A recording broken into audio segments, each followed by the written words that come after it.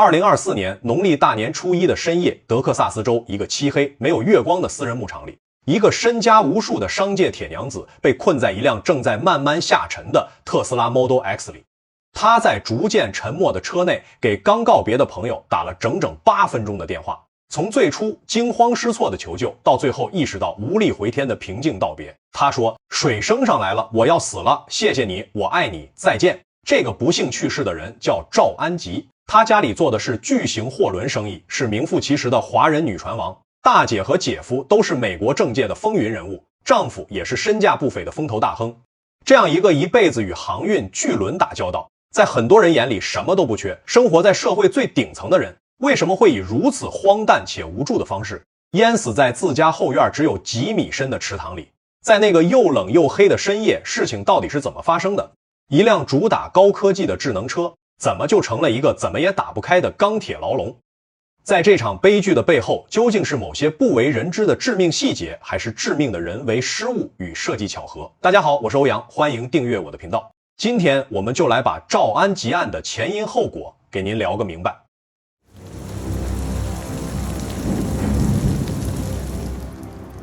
事情发生在2024年2月10日的晚上，也就是那年的农历大年初一。在德克萨斯州布兰科县的一个大牧场里，几盏灯光在漆黑的夜里亮着，这里正在举行一场朋友之间的聚会。这个牧场非常大，占地近900英亩，折合中国土地5400多亩，里面不仅有大片的草地和林木，还有好几栋用来居住和招待客人的独立房屋。牧场的主人就是福茂集团的董事长赵安吉。因为是春节假期，赵安吉特意邀请了他的一些好朋友来牧场过周末。这些朋友大部分是他在哈佛商学院念书时的同学，大家平时工作都非常忙碌，难得有这样一个机会聚在一起，所以气氛非常温馨，也很快乐。他们在牧场一栋被称为旅馆 The Inn 的10居室客房里一起吃了晚饭，喝了些红酒，开心的聊天，分享着各自近期的生活。对这些平时在商界呼风唤雨的女精英来说，这本该是一个非常轻松、非常享受的闺蜜周末。然而谁也没有想到，这栋客房外面那片平静的水面，很快就会变成一个让人无能为力的深渊。到了深夜11点半左右，聚会慢慢接近了尾声，大家聊得差不多了，准备各自回房间休息。赵安吉也打算离开客房，回到牧场里的主屋去。因为他年幼的儿子当时正在主屋里睡觉，他想回去陪着孩子。当时外面的天气非常冷，温度已经降到了0度左右，而且天黑的厉害，没有一点月光，看路非常困难。德克萨斯的郊区牧场不比城市，一到晚上就是漆黑一片。从这栋举行聚会的客房走到主屋，虽然距离很近，走路大概只需要4分钟，但在这样一个又冷又黑的深夜，走在空旷泥泞且高低不平的牧场小路上，显然不太舒服，而且还可能遇到野外的灌木或者小动物。于是赵安吉决定开着自己的一辆蓝色特斯拉 Model X 回去。他和朋友们在门口道了别，然后一个人坐进了车里。按照常理，这只是一段100-200米远的小路，开车不过是1分钟的车程。但正是这个开车的决定，把他推向了一条没有回头的路。坐进车里后，赵安吉发动了车辆。因为车子停放的位置空间有限，他准备进行一次多点掉头。也就是在这个时候，意外发生了。在倒退之后，准备换入前进档向前行驶时，赵安吉操作失误，误挂成了倒车档。正是这个被酒精模糊了判断力的失误，将他推向了深渊。车子在倒档的状态下猛地往后退，直接冲过并越过了路边的一堵水泥矮墙，然后顺着斜坡滑了下去。最后在深夜11点38分左右，伴随着扑通一声，掉进了牧场里的一个深约4米的蓄水池里，冰冷的水瞬间从车身四周包围了上来。车子落水后，赵安吉在黑暗中努力尝试自救，但在发现车门车窗已经无法正常打开，车内水位不断上升后，大约在落水4分钟后的深夜11点42分，他拿起手机给刚刚和他告别的好友安珀拨通了求救电话。安珀当时还在客房里收拾东西，接到赵安吉的电话时有些意外。电话接通后，赵安吉用还算平静的声音告诉朋友，自己不小心把车子开进了水池里。但是随着时间1分1秒过去，情况开始迅速变坏。2月份的池水非常冰冷，而且开始顺着车门的缝隙和空调通风口往车厢里狂灌。赵安吉发现车门根本打不开，因为外面水的压力很大，把车门死死地压住，而车窗也因为电力系统进水短路而无法摇下来。在接下来的8分钟时间里，电话一直没有挂断。安珀在电话那头听着赵安吉的声音，从一开始的冷静慢慢变得焦急，最后变成了绝望。水不断的往上升，漫过了座位，漫到了他的胸口。赵安吉知道自己可能出不去了，在生命最后的时刻，他平静地在电话里对朋友说：水升上来了，我要死了，谢谢你，我爱你，再见。这通长达8分钟的电话成了他留给这个世界最后的声音。安珀在电话里听到这些话后，吓得手足无措，他立刻把这件事告诉了屋里的其他朋友，大家疯狂地冲出客房，跑向黑漆漆的蓄水池。眼前的场景让所有人感到慌乱，在微弱的手机光线下，他们看到那辆蓝色的特斯拉已经大半个车身没入了冰冷的水中，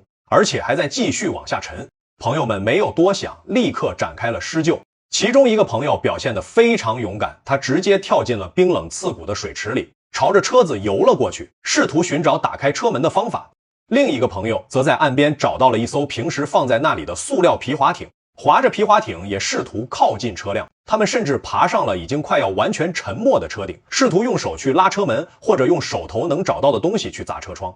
但是面对一辆2吨多重，车门被水压死死压住，车窗使用的是防碎夹层玻璃的庞大车辆，几个普通女性的力量显得太微弱了，她们的手在冰水里冻得发抖，根本无法对车子造成任何破坏。那种夹层玻璃就像是一张塑料膜夹在2层玻璃中间，哪怕用重物砸出了裂纹，它也依然连成一体，根本砸不碎，也不会留下让人逃生的缺口。在疯狂自救的同时，他们在深夜11点55分拨打了第一个报警电话，向警方和急救中心求救。谁也没有想到，在这个看似安全的私人牧场里，一场悲剧正在以一种让人完全无法插手的方式发生。而接下来赶到的救援人员同样面临着重重困难，整个救援过程充满了让人叹息的无奈和意外。赵安吉在自家的蓄水池里不幸遇难，很多人在听到这个消息后，第一反应都是不敢相信，因为赵安吉这个名字在国际航运界和美国的华人圈子里，代表着一个普通人很难接触到的大家庭，也代表着无可估量的财富和地位。这样一个站在社会顶尖位置上的人物，怎么会因为一次简单的倒车失误就丢掉了性命？要明白这一点，我们得先来看看赵安吉背后那个大名鼎鼎的赵氏家族。赵安吉的父亲叫赵锡成，在华人世界里，他被大家称为华人船王。赵锡成的人生经历非常励志，他出生在上海一个普通的小村庄，后来去了台湾，靠着自己的努力当上了船长。上世纪50年代末，他带着很少的钱独自来到美国闯荡，在一边打工一边读书的艰难日子里，靠着勤奋和智慧创办了福茂集团。说起赵锡成的成功，就不得不提他的妻子，也就是赵安吉的母亲朱木兰。朱木兰是一位非常坚韧且有智慧的女性，在刚到美国最艰难的那几年里，家里条件很差，但朱木兰从来没有抱怨过。她不仅把家里收拾得井井有条，还非常重视女儿们的规矩和教育。每天晚上，全家人都会坐在一起吃晚饭，女儿们要自己洗碗做家务。朱木兰虽然疼爱孩子，但也对他们要求很严格。在母亲的言传身教下，赵家的女儿们不仅书读得好，而且个个都非常自律，懂礼貌，这也为他们以后进入美国主流社会打下了坚实的基础。正因为有这样和睦拼搏的家风，这家公司主要做的大宗散货航运生意也越做越大。经过几十年的发展，福茂集团成了一家在全球都有很大影响力的航运巨头。赵锡成不仅赚到了丰厚的财富，也成了美国主流社会里非常有威望的华人代表。赵锡成和妻子一共养育了6个女儿，这6个女儿个个都非常优秀，全都是从美国名牌大学毕业的，其中有4个都读了哈佛大学。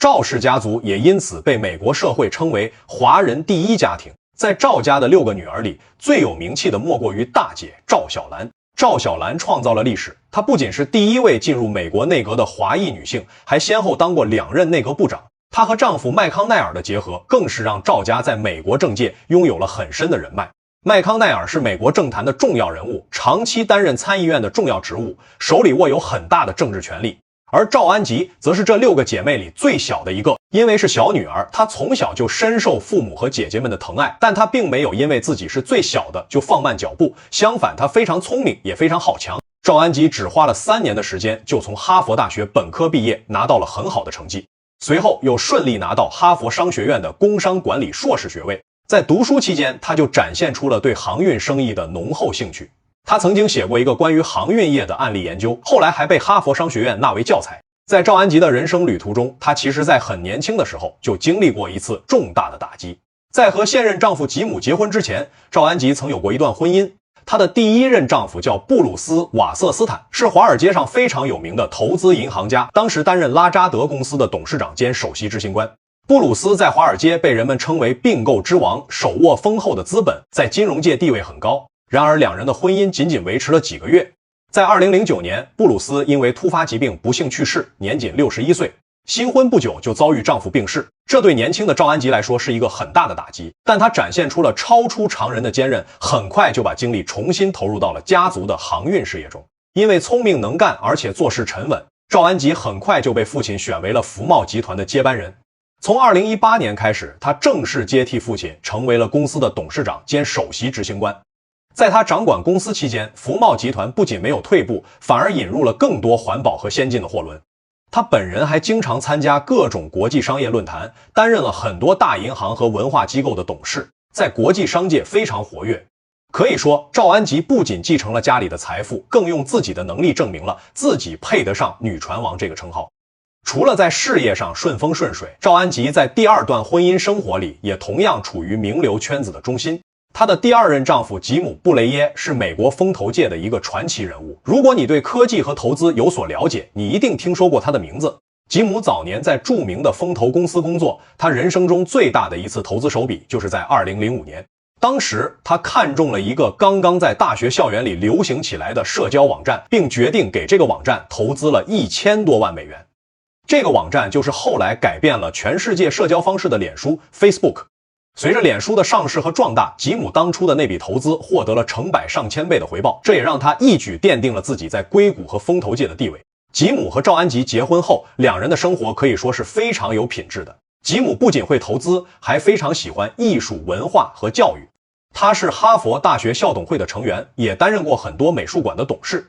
在日常生活中，他们经常穿梭于世界各地，今天可能在纽约参加慈善晚宴，明天可能在旧金山出席画展，后天又飞往其他国家商讨大型投资项目。对他们来说，接触的人全都是世界各地的商业巨头、政界要员和知名学者。在繁忙的商业帝国运转之外，他们需要在这个私人牧场里寻找一处能够放松身心、回归自然的地方。这个牧场对他们来说就像是一个避风港，一个可以放下所有社会头衔，和好友们喝喝茶、聊聊天的安宁居所。这个牧场占地近900英亩，折合中国土地5400多亩，里面山水环绕，风景非常好，是普通人很难想象的私人领地。可是命运的残酷之处就在于，这个被他们当作避风港的地方，最终却成了一个无法逃脱的陷阱。牧场太大了，平时虽然很安静、很优美，但这也意味着它和外界是隔离开来的。在发生意外的时候，偏远的位置、稀少的人烟都成了救援路上无法逾越的障碍。赵安吉平时管理着上万吨的远洋轮船，对于水压、浮力和船只结构，他可以说比绝大多数普通人都要了解。但当他被困在狭小的车厢里，面对车窗外面不断上升的池水时，哪怕他懂得再多的物理知识和航运经验，也无法在没有工具的情况下推开那扇被水压得死死的大门。在那个寒冷漆黑的深夜里，他所拥有的那些光鲜亮丽的身份，福茂集团董事长、哈佛高材生部长的妹妹、风投大佬的妻子，都没能帮上一点忙。在面对那辆渐渐进水的特斯拉车门和怎么也砸不破的夹层玻璃时，他和普通人一样陷入了无助的境地。这种巨大的反差不仅让他的家里人和朋友感到无比悲痛，也让每一个听到这个故事的普通人在心里发出一声叹息。那么这辆车到底是怎么掉进水里的？它的设计到底有什么问题？我们接着往下看。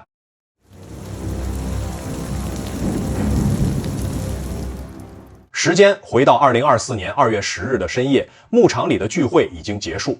这时候的户外非常寒冷，气温降到了0度左右，寒风在空旷的德克萨斯大平原上吹着，外面一片漆黑，因为是农历大年初一，天上连一丝月光都没有。赵安吉站在客房门口，前面是一条通往主屋的泥土碎石路。虽然走路只需要4分钟，但在这条路上没有路灯，四周安静的有些让人不安。在这种环境里，任何一个普通人可能都不愿意在寒风中步行。况且赵安吉当时还喝了一些酒，身体感觉有些疲惫，于是他坐上了自己的特斯拉 Model X。这辆车是特斯拉旗下非常豪华的一款越野车，有着标志性的鹰翼门，科技感满满。在平时开着这样一辆车在自家牧场里行驶是一件非常享受的事儿。但在这天夜里，这辆高科技车却成了一个危险的隐患。我们要聊一聊这辆特斯拉的换挡设计。事故发生后，网络上曾盛传它是卡在了特斯拉屏幕滑动换挡的 bug 里。但根据警方最终的调查报告，他当晚驾驶的是一辆2020款的特斯拉 Model X。这款车并没有取消物理按键，在设计上依然使用的是方向盘右侧后方的物理怀挡拨杆。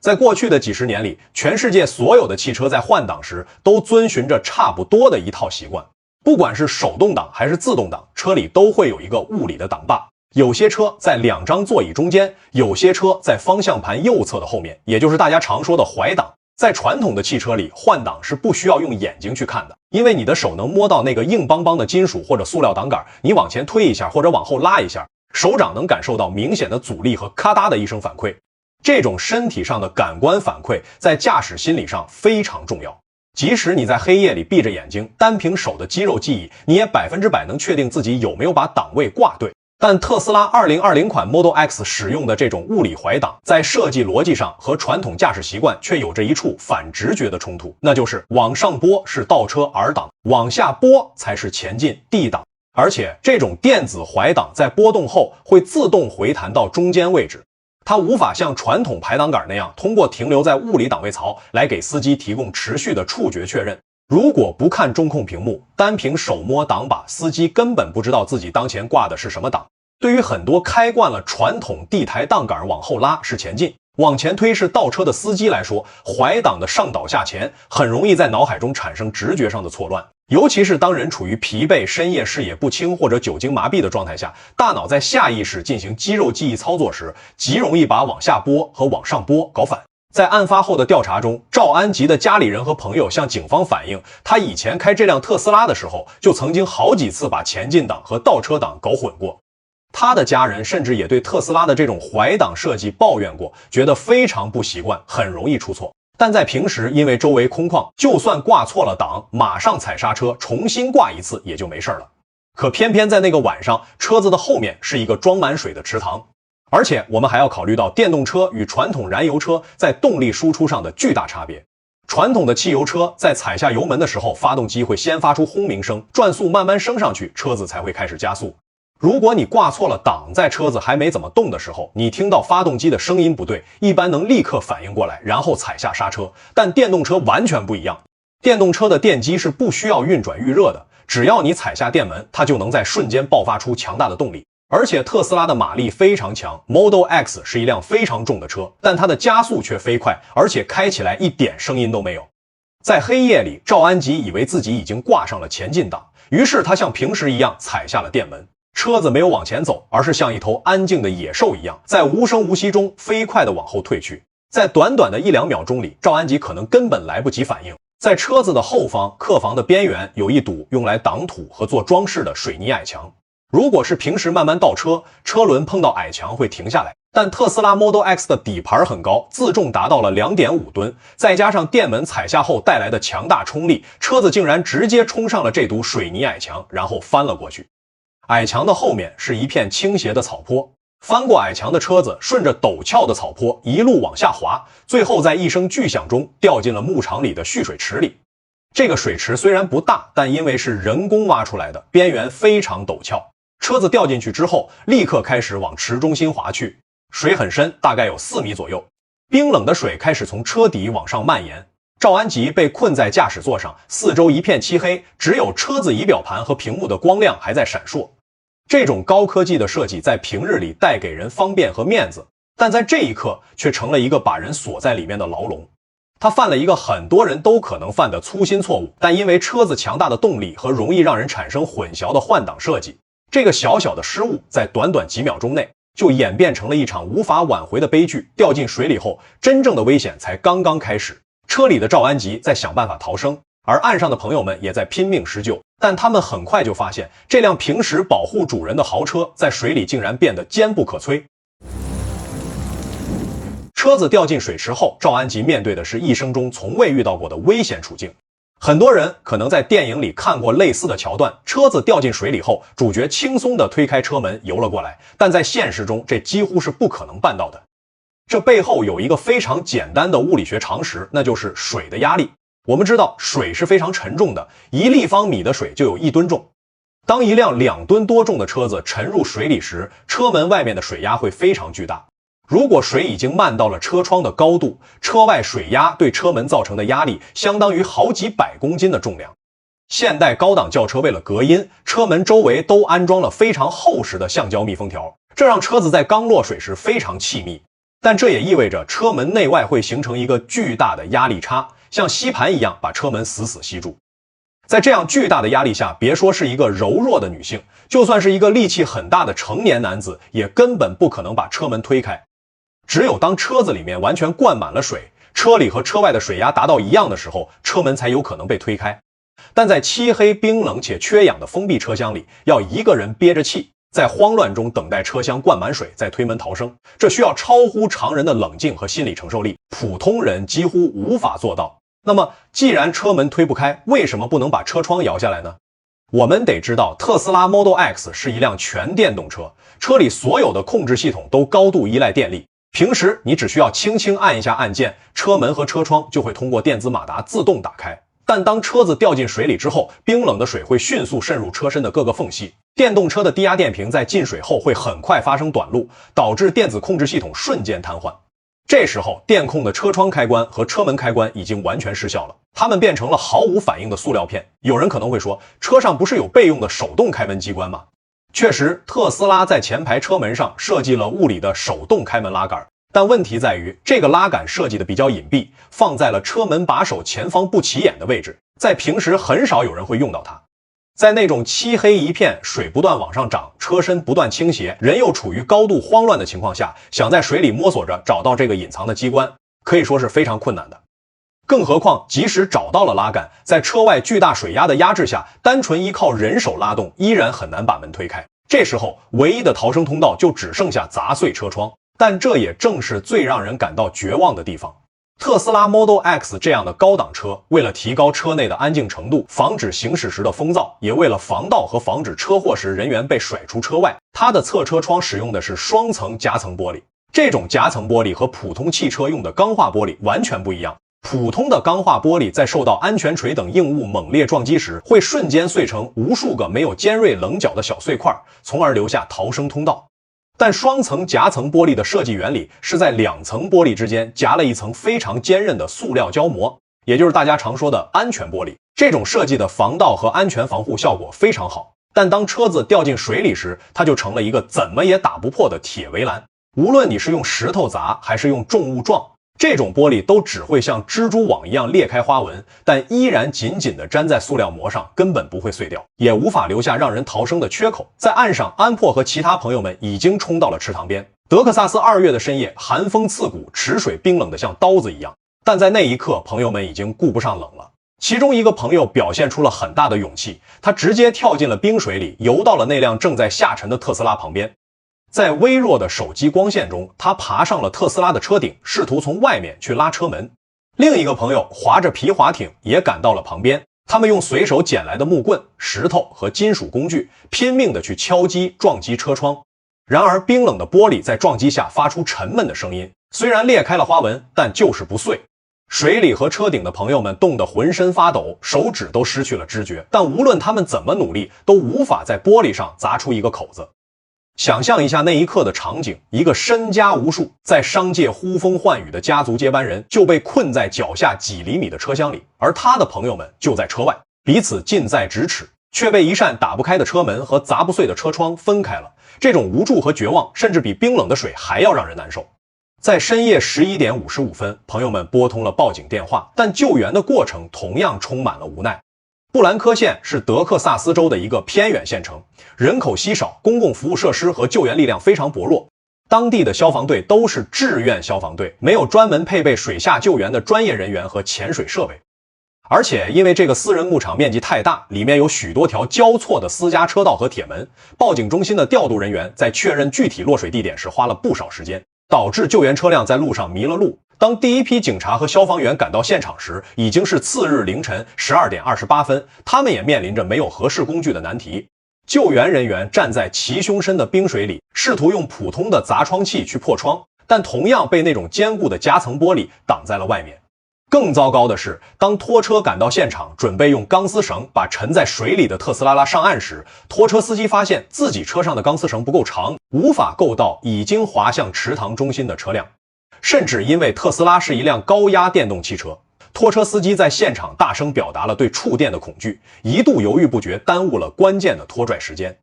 最终，一名消防员穿着专业防护装备潜入水中，使用重型消防哈里根工具强行击碎了车窗。时间在黑暗中1分1秒的过去了，从深夜11点38分车子意外落水，到最后终于破窗把赵安吉抬上岸。他被困在冰冷的水中整整过去了78分钟，而从他11点42分拨通第一个求救电话开始，到最终被搜救人员救出，也过去了漫长的74分钟。当救援人员终于把赵安吉从冰冷的车厢里抬出来时，他已经完全没有了呼吸和心跳。尽管医护人员在现场不间断地进行了43分钟的心肺复苏，但依然没能把他从死神手里夺回来。凌晨1点40分，医生正式宣布了他的离世。这一起原本可以避免的误操作，最终因为车子反直觉的档位设计、坚固的安全玻璃以及偏远牧场有限的救援条件，变成了一场无法挽回的悲剧。而在赵安吉去世之后，关于他的死因在外界掀起了一场更大的风波。各种猜测和传言四起，甚至惊动了整个政商界。赵安吉去世的消息传开后，整个世界政界和商界都坐不住了。一时间，报纸、电视和网络上全都是关于这件事的报道。因为他的身份实在是太特殊了，他不仅是航运巨头的掌门人，还是很多大企业的董事。他的大姐是前内阁部长，姐夫更是美国政坛举足轻重的人物。在这样显赫的背景下，他的死因自然成了大家关注的焦点。然而，当地警方在案发初期的一些反常举动，更是让这起意外蒙上了一层神秘的阴纱。布兰科县警方在一份公开信中写道，赵安吉的死并不是一起典型的意外事件。在他们收集到足够的证据，排除刑事犯罪之前，警方会一直把这起案件当成刑事案件来调查。这番话立刻在网上引起了轩然大波，各种阴谋论和猜测像雪花一样飞来。有人怀疑这是不是一宗精心策划的暗杀，有人猜测是不是有地缘政治力量介入，还有一些自媒体提出特斯拉汽车是不是被黑客进行了远程控制，故意把车开进水里。更巧的是，在赵安吉去世后没过多久，他的姐夫麦康奈尔突然公开宣布自己将辞去参议院共和党领袖的职务。这一决定在政坛引发了地震，很多人把这两件事联系在一起，觉得这背后肯定有着外人不知道的巨大黑幕和交易。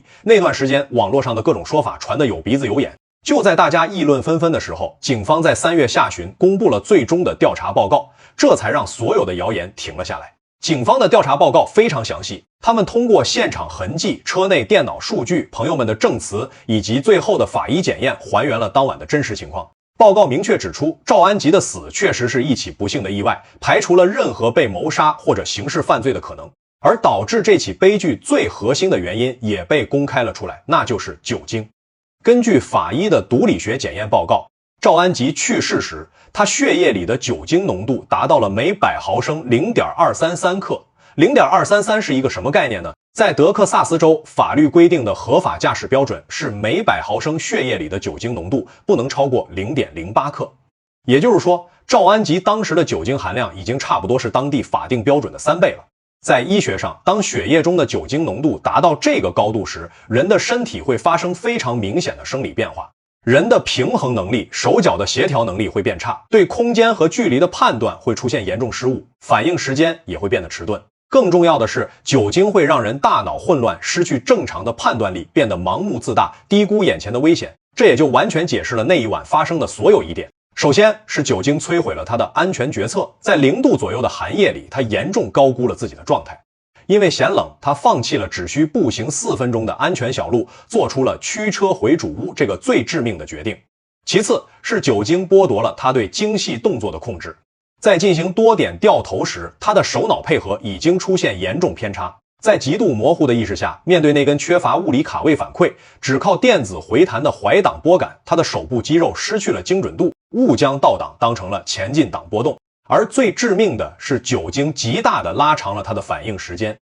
当电动车瞬间爆发出最大扭矩，在无声无息中猛烈后退时，如果是清醒状态，人的大脑会在一瞬间触发警报并踩下刹车。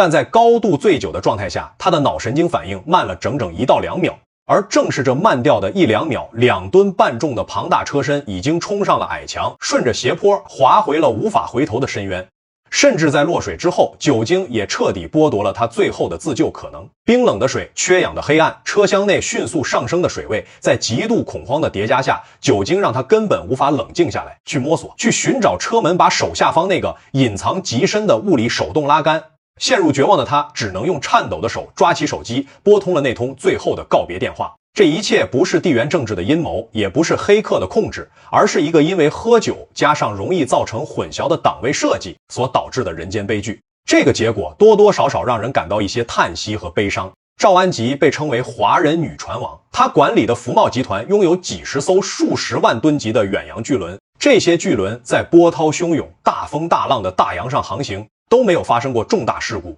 但他自己却在自家后院一个只有几米深的小水池里失去了年轻的生命。这也给我们每一个人敲响了警钟，生命是非常脆弱的。大自然的物理规律对每一个人都是平等的，无论你拥有多少财富，无论你的家里人有多么通天的权利，在冰冷的水压面前，在酒精对大脑的麻痹面前，在打不碎的安全玻璃面前，一个身家无数的董事长和一个普通人没有任何区别。另外，这也让我们不得不去反思，现代科技的发展到底是在方便我们的生活，还是在给我们增加不必要的安全隐患？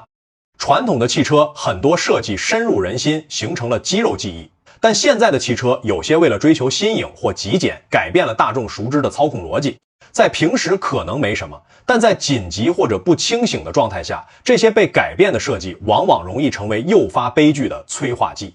赵安吉的离去给显赫的赵氏家庭留下了无法抚平的伤痛，也给全球的政商界留下了一段让人警醒的往事。喝了酒就一定不要开车，哪怕路只有100-200米，哪怕是在自己家的院子里，因为生命只有一次，而死神往往就在那些不经意的小疏忽里悄悄地看着我们。好，这个故事到这里就讲完了，感谢大家的收看，我们下期节目再见。